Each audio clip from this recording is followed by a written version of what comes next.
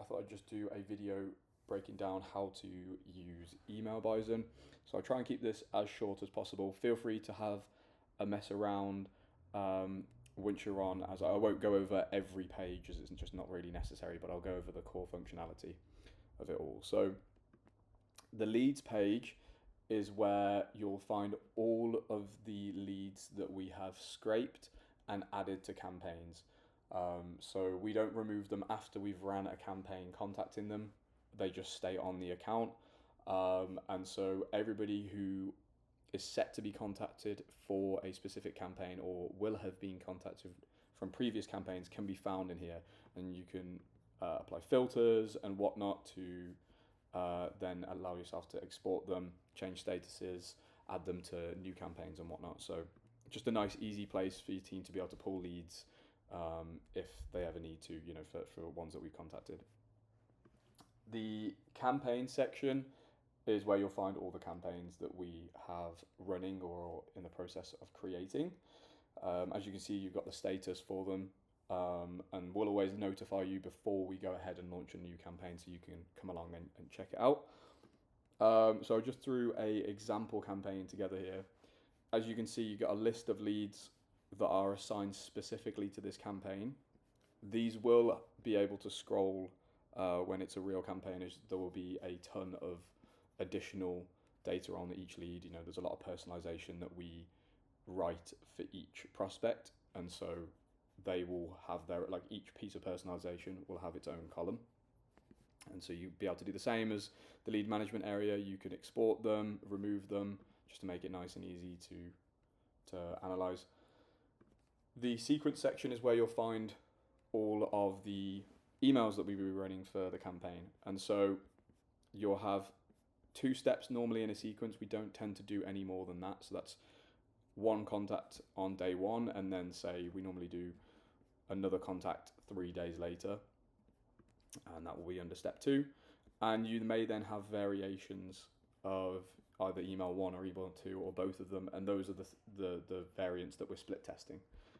So these may be quite different compared to one another as we're testing different things. Now, when you're looking at the email copy, you will probably see a bit of a word soup every time, and that's because we use something called syntax.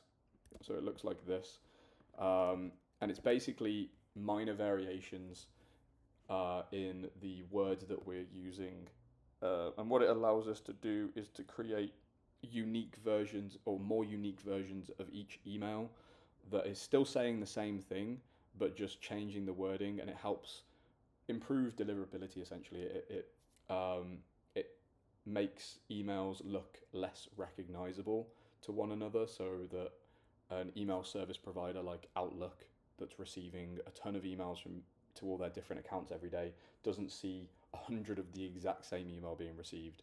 As if they would then more likely mark it as spam. So you get these little variations in wording. It's nothing too crazy. It would be things like I saw you work with, or I noticed that you work for. It's the same, saying the same thing, but just worded slightly differently. But to be able to see a complete email without it being really confusing, if you just click the preview body, it's not going to work here because I'm recording my screen, but basically you get a pop-up and you'll be able to see the previewed text, and it will basically stick all the syntax into one complete email, just like the prospect would receive. And it'll also include the complete variable from one of the leads in here as well. So you get to see the exact email just like a lead would. And so that is the copy. The schedule section is where we dictate the window of time that emails will send within. This will tend not to change. We don't tend to play around with this too much. We just leave it 9 till 5 every day.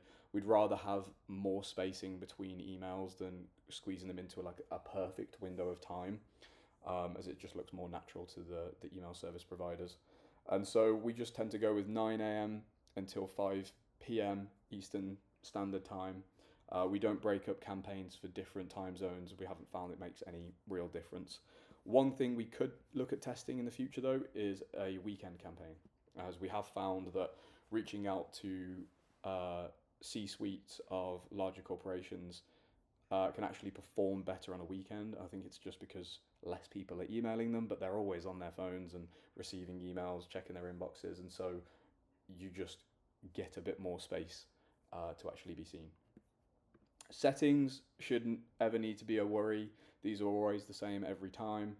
You don't need to worry about including an unsubscribe link. We include a snippet of text in the email that basically says to somebody, if you don't like our email, just let us know by saying no or sending a blank email, and that classifies as an opt-out in the eyes of the law. So that follows the rules of CAN spam, and so we don't need to include a link instead, which links are not recommended for deliverability. They make it worse.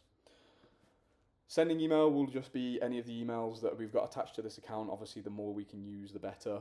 And so going on to sending emails, this is where you'll be able to connect any of the email accounts we're going to run for your campaigns. If you just head over to this connect email account button, you'll see there's different options. They talk you through the process really, really well, but I'm sure one of your tech guys will be able to do this with no issue whatsoever. If they do need a helping hand, just let us know. I'm more than happy to give one. There is also a help section down here as well in case they just want to tackle it themselves. But like I say, it talks you through the steps here really clearly. So they've got video links for each section. And so the last area of importance is the master inbox. And so this is where all of the replies from the campaigns will land. And so you'll be able to see all the emails that have been sent through here, any that have been marked as spam or bounced in these two folders here. And this will help us to be able to track the overall health of your email account, seeing how many are bouncing and how many are landing in spam. The inbox is where hopefully we'll be getting the majority of our responses. And so you'll see a list of emails here, just like a normal inbox. You'll be able to click into one. There'll be a button to reply or a button to forward. And then you can just write your responses. You can also compose emails and send brand new emails from here. You can attach files to replies. You can bold text, all that good stuff, include links, send images. Now, when a lead comes into the inbox, we have ChatGPT mark it as interested based on the content of the email. Any of those interested leads, myself or James will then go ahead and check to make sure that they are genuinely interested, and we will then mark them as in progress. And what we could even do is create a automated email maybe, or some kind of notification potentially if needed, to notify you that a lead is actually interested and now worth responding to. Obviously, we have the template email that we can send, and so we're more than happy to just fire that off for any leads that meet the criteria and are interested. And something else that we can do is we can actually create a follow-up campaign, a reply follow-up campaign. And that basically just means when we mark them as a certain status, so if we determine that they were a good lead and we want to try and get them booking in for a call or sharing information, then rather than sending them the template email and then having to manually send follow-ups afterwards to chase them up, we can actually just add them to the sequence. And the first step in this sequence could be the email, the template email, and then we could send one, say 3 days later, reminding them about that template email or sharing more context. And so that just makes the follow-up process a lot easier. And we can actually create multiple versions of these follow-up campaigns. So for example, if our 3 most common replies are, yes, I'm interested, tell me more information about GemSpring, or, yes, I'm interested, but give me 6 months, we can create subsequences for each of those to just help reduce the amount of workload, because I appreciate, when there's 100, 200 emails being sent out every day, it's a lot of work managing all the replies. And so that's everything. Sorry I've spoke over it all so quickly. I just didn't want this to be a really long video for you. If you have any questions, just let me know and I'll share the login details for you for this account shortly along with this video.